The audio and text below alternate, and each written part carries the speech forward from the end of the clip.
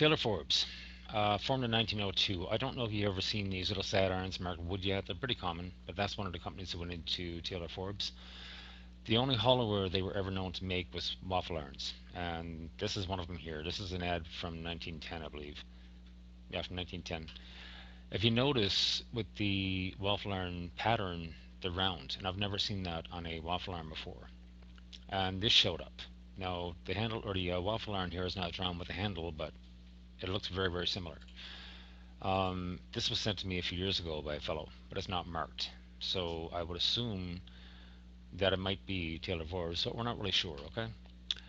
It goes on here, somewhere between 1910 and 1914, they changed the waffle iron style, which is what we know today. The big thing we need to pay attention to is the actual name, because we'll see Taylor-Forbes Company Limited, we'll see Taylor-Forbes Limited with the CO scrubbed out, and there's a space in between. So what we're looking at right now, from somewhere between 1910 and 1914, they started making these, and the company name was actually Taylor-Forbes Company Limited. So that's one of the big things for figuring out how old these things are. Okay, it's the company name, and the name changes. So again, you'll see the name company or Taylor-Forbes Company Limited. In 1934, they became Company Limited. Taylor-Forbes Limited from Company Limited. Okay, in 1934.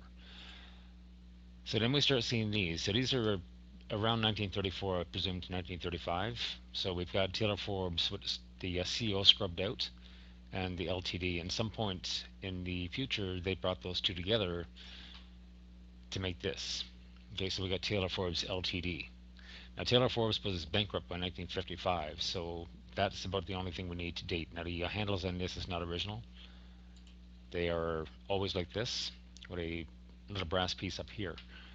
The bases are usually the same, but there was a high base that showed up, and I don't have any pictures of it right now.